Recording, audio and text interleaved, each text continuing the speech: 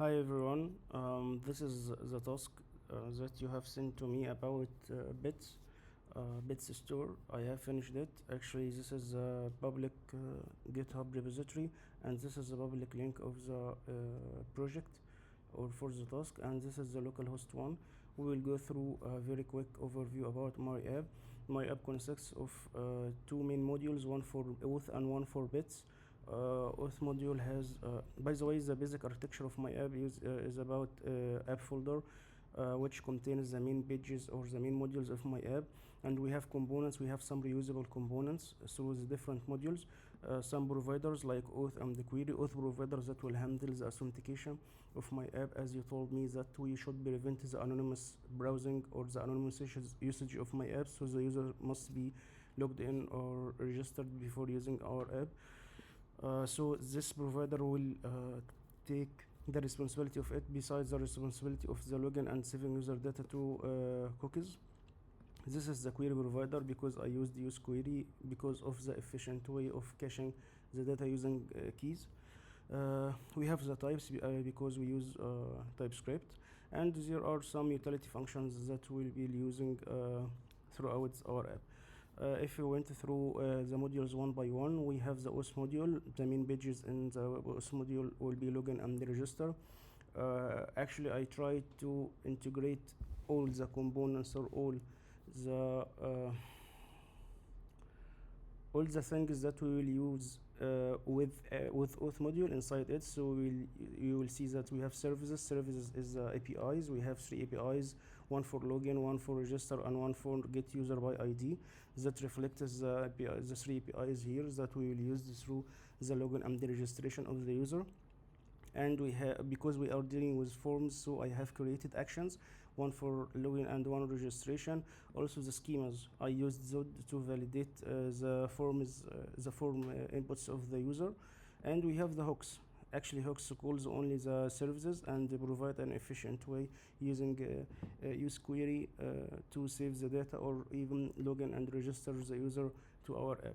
That improves the auth module. And inside the bits module also we have the main page or the main listing. That's the main listing of our app. uh, Through our main listing we can actually I found that the API returns all the bits inside the store. As you see here, we there are around 286 elements, so I just try to paginate the data. I am not viewing all the data.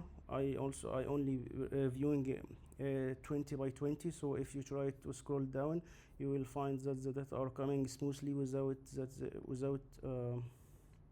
user realizing that there is a pagination or any sort of operations that is done on the data, and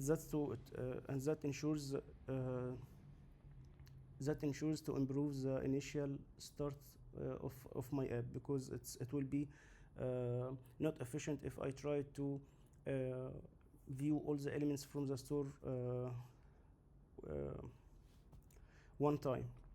Also, we have here the very nice switch just to uh, filter the data depending on the status, and we can search for the name of the bit, as you see. And also I provide the efficient way of pagination. And also, if you try to press on any tag, you can filter the elements in the screen depending on these tabs, uh, like noti, for example. That's it. That's in brief what's happening. And if you try to press on any card, you will go through the details of this bit, as you see.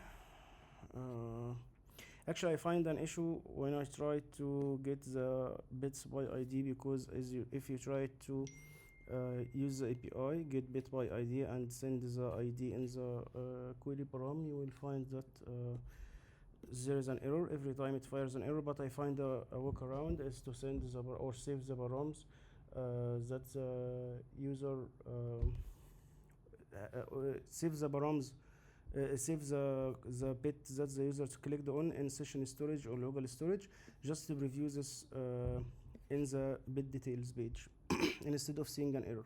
And also in the update, also actually I find that updating a bit, as the documentation says, if you try to update a bit by ID, you have to send the bit ID in the URL and send the status or the name in the format data. I tried to do that also using form data, but I also find an error every time I face an error. Update an image returns 200, which means success, but also the image of the bit is still the same. It's not changed. I have no idea what's happening behind the scene, and actually I tried to search, but I didn't find any because I haven't access to the server, or even I can't debug or see what's happening in the server side. So what's happening? That's what happens. So if you try to update the image of the bit, for example, and choose any image, and try to update, you will see here it's still updating, and very nice activity indicator, and when it's success, it goes back to the home page. So that's the application in brief. I try to indicate every single detail inside it. Also, you can browse the application. Also, we have the same architecture. We have /id, bits/id to get the more details, and bits/id/update to update this bit exists specifically. We have the service here. It has APIs that we use for updating image, update the bit details, fetch bit by ID, and fetch all bits by status. Also, we have our hook that handles the different fetching APIs from the server.